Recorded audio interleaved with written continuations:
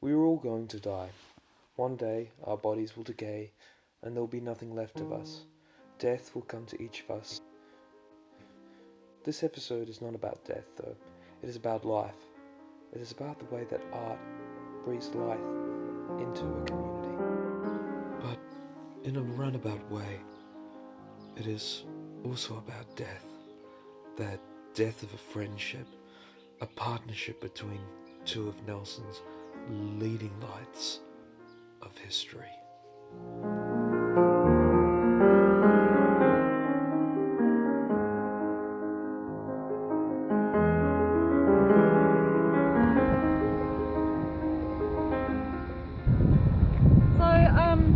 We're here now at the site where Wikitoria had her dressmaking shop over here, and as you can see now, it's a place to pick up your buy-sell swaps, chicken and chips, cigarette phone cards. Early days Nelsonians would have come here for a very different reason. They came here for dressmaking. So she had her set up here. She was obviously inspired by things around her, you know, the hills, so those shapes were reflected in her early patterns. Beautiful architecture across the road, obviously that was after her time, so maybe that was inspired by her. So it's really interesting to look at each corner here and think, what was Wikitoria thinking when she was making those outfits for early Nelsonians? And you know, how often did Wiremu come in? Did he have critiques of her designs? Did she wear them? Did she advertise? We don't know. So these are all interesting things to think about.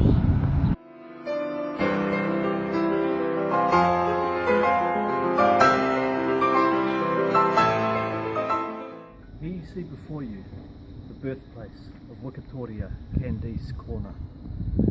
In this humble abode, Wikitoria's hard-working and industrious parents encouraged her in the art of dressmaking.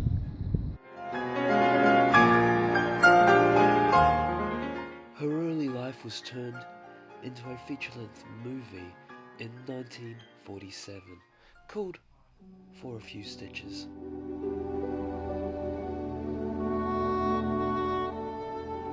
When I was a girl, growing up in rural Nelson,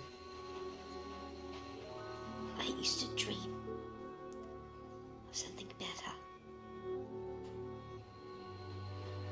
of fancy gowns and beautiful balls. One day I knew that I would make these gowns. My name is Wikitoria Kandice Kona, and this is my story. Then she met Wiremu Kona, the famous architect who had constructed the Trans Cook Strait Bridge.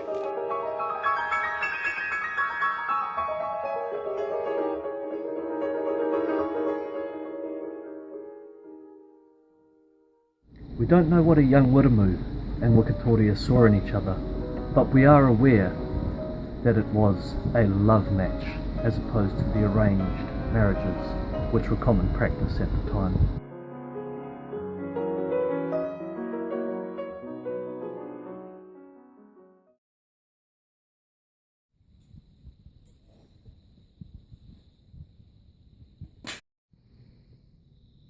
Right, so here we have some of Wikitoria's earlier works.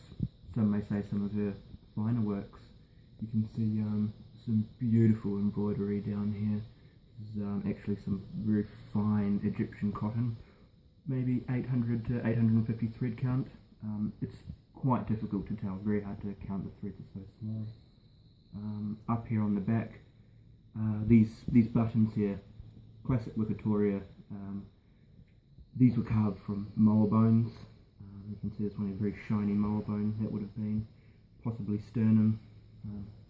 So we have all sorts. These are some dresses, either a small child or very small woman. This one also a very small child. Very nice ribbing work along here. You can see very nice colour on this. Actually, I might have bleached that one. Some say she did live in her husband's shadow. Some say she was fiercely independent and stood on her own 2 feet and really gathered a strong community of females around her. But then there is the other side of it that say that Wiremu definitely overshadowed her a lot and she really struggled with that. But it was her interest in clothes and, you know, making herself look unique, which eventually led to the World of Wearable Arts. And, you know, that's been huge for Nelson. So she's really important and a really important part of our history. That was Jane McIntyre. She's a bit of an expert on women in Whakatu, along with Jessie Bray Sharpen. The two were an inseparable historical force during the late 90s to mid-2000s.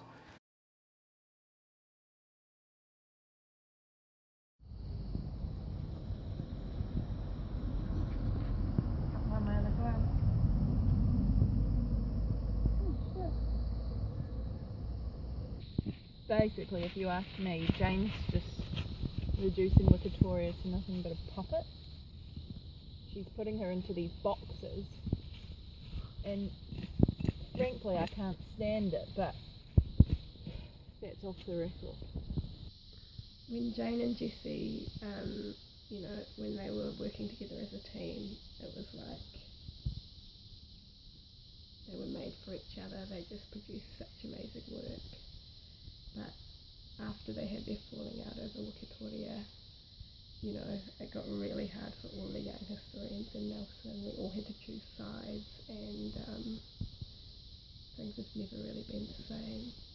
This year we're having to have 2 Christmas dues, one for Jane, one for Jessie, so yeah, it's been hard on everyone. Now I've heard what Jane's been saying. I did help edit a book with her once, but I know that she's arguing that Wikitoria could be nicely put into 2 boxes. She either describes her as a proto-feminist, amending the gender relations of Whakatu at the turn of the century, or she says she's under Wiremu's shadow, her loving husband, and I don't know. Well, I do know.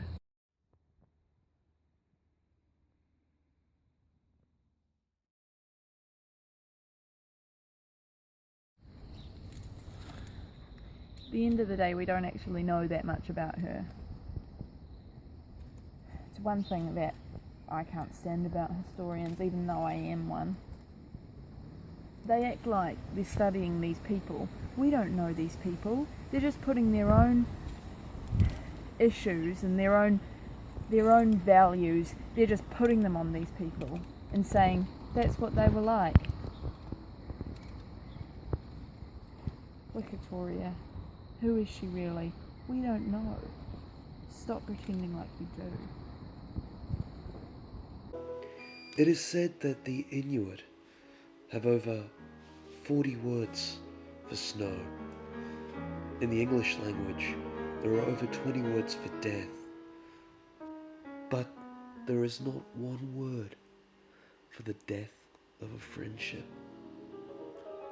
Jessie and Jane are no longer friends, but their history plays an important role in how we perceive the history of both Wikitoria Kandice Kona and women in Whakatu.